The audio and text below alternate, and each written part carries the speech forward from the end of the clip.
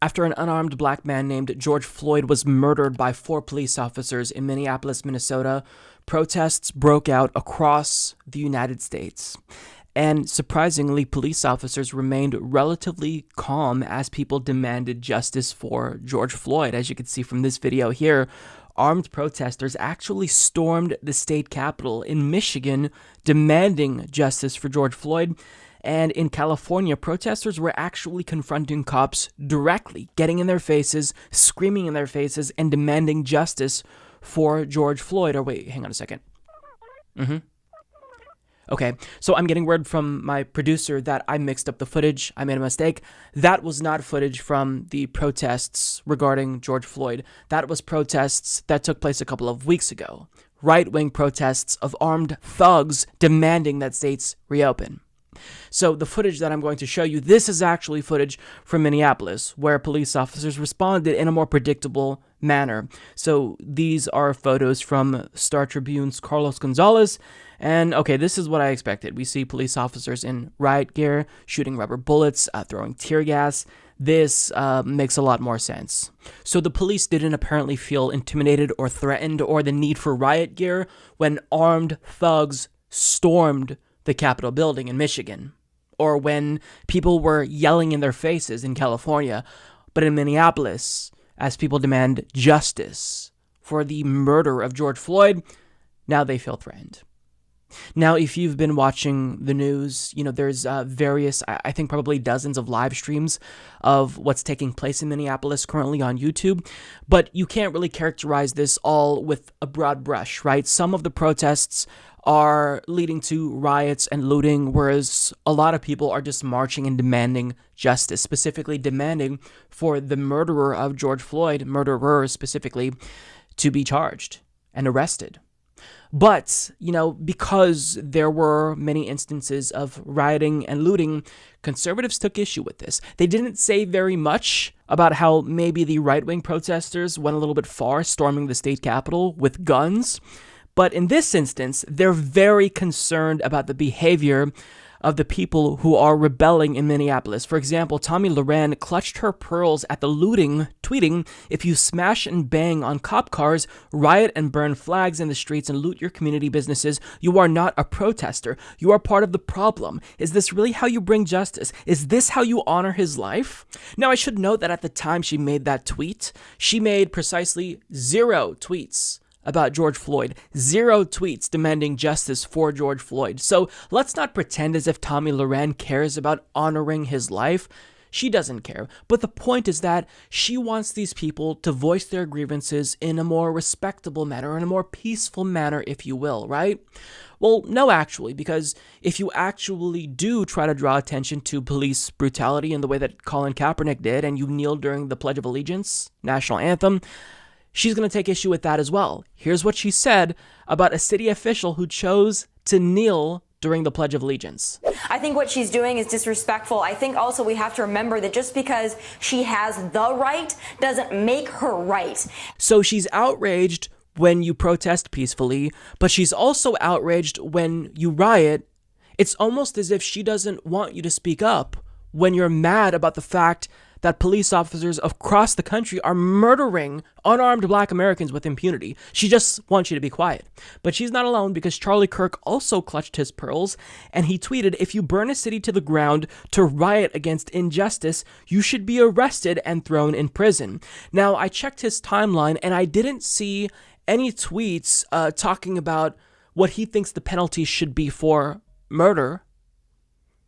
But if you riot, you should definitely be arrested. If you murder an unarmed black civilian, he doesn't really care about that. It's the rioting that's the biggest issue in his opinion. Now, America's biggest bootlicker, Andy No, snitched on Ilhan Omar's daughter for committing the unspeakable crime of retweeting the Twin Cities DSA, who asked for supplies needed to shield and treat people who have been harmed by police abuse. Now, I know what you're thinking. Yeah, Mike, conservatives are hypocrites. I get it. But shouldn't we, as responsible leftists, actually condemn this behavior that we're seeing, condemn the looting? Well, my response to that is sure. And I'm going to take the time to condemn looting right now. Quote, American billionaires got 434 billion richer during the pandemic. As Michael Brooks put it, this is looting, and I condemn this. This is a photo of Kelly Loeffler. She is a United States senator who, along with some of her colleagues, including Richard Burr, Dianne Feinstein, dumped their stocks before the market tanked after they were briefed on COVID-19. As Blaine puts it, she is a looter, and I absolutely unequivocally condemn her and the behavior of her colleagues. This photograph includes images of some of the world's biggest, most notorious looters. It includes billionaires like Jeff Bezos, Mark Zuckerberg, Bill Gates, one of the Koch brothers, and these individuals are all looters who looted the wealth that they now control. They stole the wealth, and now they are able to use the wealth that they've accumulated to buy political capital to influence politicians to make them even richer. I absolutely condemn these looters, and there's a lot more instances of looting that I want to condemn here. Quote, wealthiest hospitals got billions in bailout for struggling health providers. Bonanza for rich real estate investors tucked into stimulus package. Airlines got the sweetest coronavirus bailout around. Large troubled companies got bailout money in small business loan program. Stealth bailout shovels millions of dollars to oil companies. And as David Sirota points out, these are all instances of looting, and I wholeheartedly condemn all of them. So yes, all of those instances that I just listed are bad. Oh, okay, so you wanted me to actually talk about the rioting and the looting. Here's the thing. I don't actually consider what protesters in Minneapolis are doing as rioting or looting. As Mark Lamont Hill puts it, these are rebellions. This isn't random or irrational violence. This is organized resistance to an evil system that only pays attention when it feels financially or physically unsafe. This is how we feel every day. Exactly. This is a response. This uprising, this rebellion is a response to sustained oppression and tyranny. State-sanctioned murders cannot happen. They can't keep happening. So this is a community who is exhausted and fed up, rising up and saying enough is enough. So I don't view this as some irrational act of civil disobedience. This is a rebellion. These people are demanding change.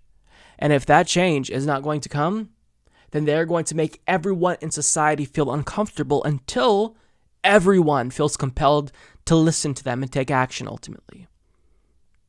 And all of this could end like that if the murderers who killed George Floyd, we all saw the video, were arrested. But do you want to know what happened instead? Rather than marching to his house and arresting their colleague, dozens, if not hundreds of police officers stood in front of his house to protect him. None of them chose to go into his house and put handcuffs on him. Instead, they chose to protect him. So if you are choosing to just dismiss this as a riot of people, not being respectable, not doing what's right for the movement, respectability politics has not gotten us anywhere. It hasn't gotten us anywhere, and these protesters feel like they are left with no other choices. They have to make noise. They have to rebel like this openly because you weren't paying attention to them when they were peacefully protesting. In fact, a lot of the conservatives we talked about denounced them.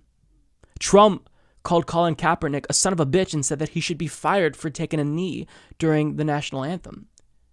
So you weren't listening to them when they were trying to be peaceful. So now you don't get to complain that they are using the last method that they have, rebellion, to stop these types of murders from taking place. And I will leave you with the wise words of Dr. Martin Luther King Jr. This is a video shared by Isaiah James, who was a 2020 congressional candidate from New York. This is what we need to know about what's taking place in Minneapolis. I think we've got to see that a riot is the language of the unheard.